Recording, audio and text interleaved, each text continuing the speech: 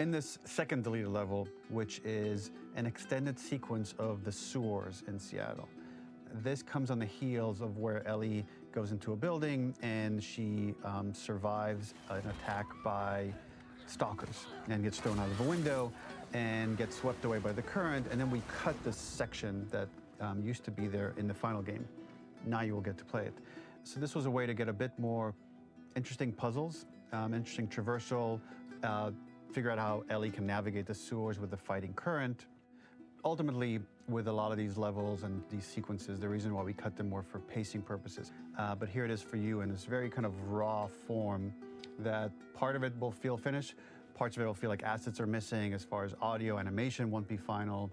But it's a glimpse into what a game looks like when it's months away from finishing.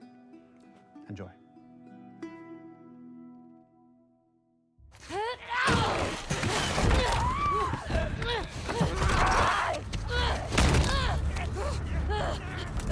¡No me toques!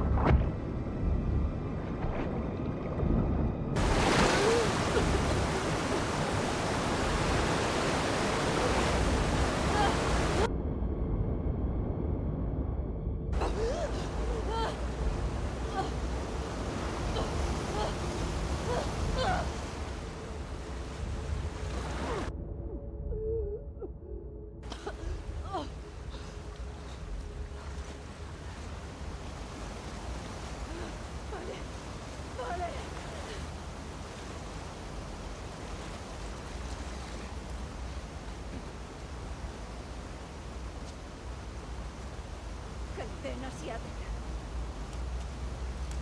Vale. ¿Dónde narices estoy? The ladder acts as an immediate goal for the player, but being able to climb out is not going to be so easy. To keep levels interesting and engaging, we alternate between positive and negative values the player experiences. Here, it's a positive to have found a ladder, but then a negative to discover it's not the solution. But then another positive to identify the next short-term goal of the doorway. By alternating between these opposing values, we give players what they expect, but not how they expect it.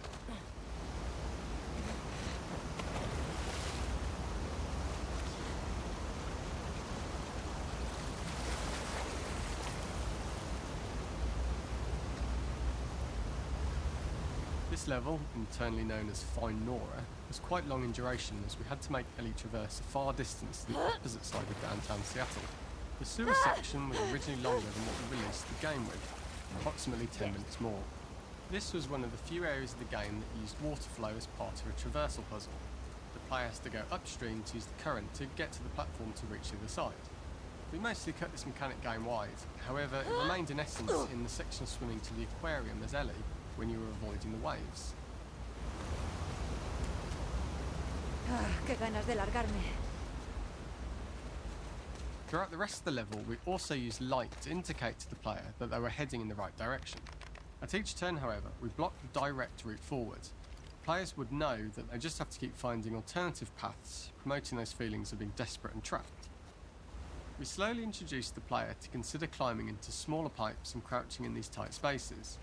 This is to slowly build up to, and encourage, the player to climb into such a small pipe that they have to be crawling on their stomach, which is something that the player previously may not have recognised as a playable space, let alone the desired route. We added a tiny space just to reward the player's exploration with a pickup item, and we made sure it was something that made sense that you'd find in this area, a canister and all the garbage that had been washed into the sewers from the surface. We loved the idea of making Ellie prone through a tiny dirty pipe in order to get out, as it was a great opportunity to use our prone mechanic. A unique camera setup was created to support crawling in these pipes, as the standard prone camera is much higher above the player. We also created custom collision in order for Ellie to manoeuvre in these tight spaces easily. Initially, the oblong collision capsule around her character caused issues crawling around corners. We put extra effort into the custom corner collision so the movement experience is as smooth as the main game. In order for the player to feel cramped, claustrophobic and desperate, we'd been enforcing the traversal mechanics that allow for a tight environment which promote these feelings. We introduced the use of the squeeze through so that we can keep the player feeling enclosed and tight, but without repeating the same geometry. Here we change from low ceilings with wider walls to high ceilings and tight walls to change up the spatial pacing and keep the level from repeating itself.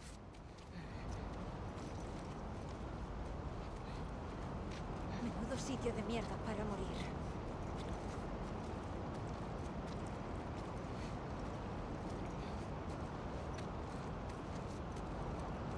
Originally, we had the waterline much higher here, so players had to swim through this tight tunnel. However, from watching user test feedback, it was occasionally causing people to discount the route entirely and turn back on themselves. So to avoid any risk of this happening in the final game, we present a lower water level so the tunnel is easy to see and commit to using. Although this isn't as impactful without the prone swim, it's the better decision as it means a smooth experience for the player with no backtracking frustration. We draw the player towards this pipe as it is seemingly the route out of the tight space. Fairly soon it is obvious that this path is blocked. If the player goes all the way up to the bars that block the path, they are rewarded with a pickup so this journey doesn't feel wasted. As we surface from the water and over the crest of the slope, we reveal what is further in this tunnel. A clicker that has sprouted and the fungus has grown on the sides of the pipe. It was great to see people who user tested this area becoming increasingly worried as we forced the player to squeeze past the fungus and inches away from the clicker's face, all the time not being sure whether the clicker might be alive or attack them.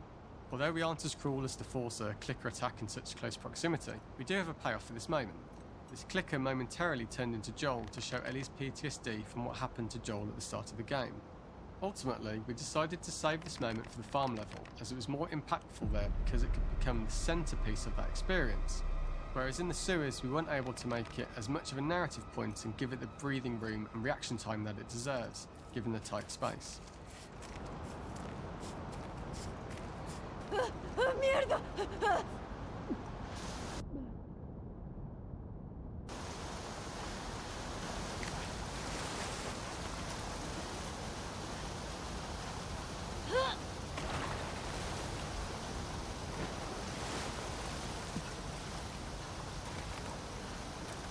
For the final section, we eventually opened you out into a wider area as you traverse through such tight spaces leading up to this, so changing the environmental pacing makes it begin to feel like we're coming to the end of Ellie's ordeal. An earlier iteration used the current that we'd shown at the start for a slightly tougher traversal puzzle to conclude the sewers. The ladder was clearly visible from most of the area, but the player was faced with a fast-flowing torrent of water they couldn't cross. If the player attempted to jump into the water, they were not able to swim across the ladder due to the water's speed, but instead they had to traverse the pipe running along the top of the space in order to get across the water.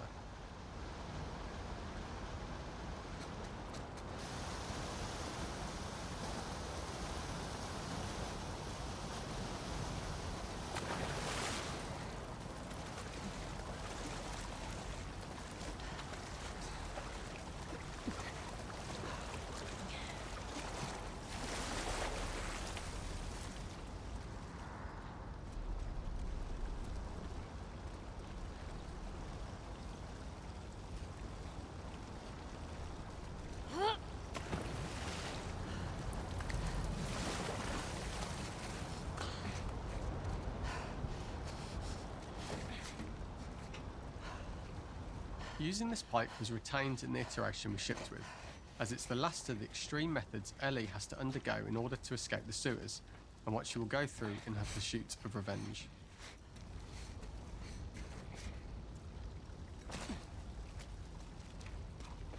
The last ladder climb is quite lengthy, and although we could have trimmed it down to a shorter climb, we liked how this last segment of the journey built anticipation for whether there was success at the top or not after all you've been through. Ultimately, the ladder exits out into the subway station, which is how it connects in the final game. Ellie then has to find her way to the hospital from here, crossing paths with the scars for the first time.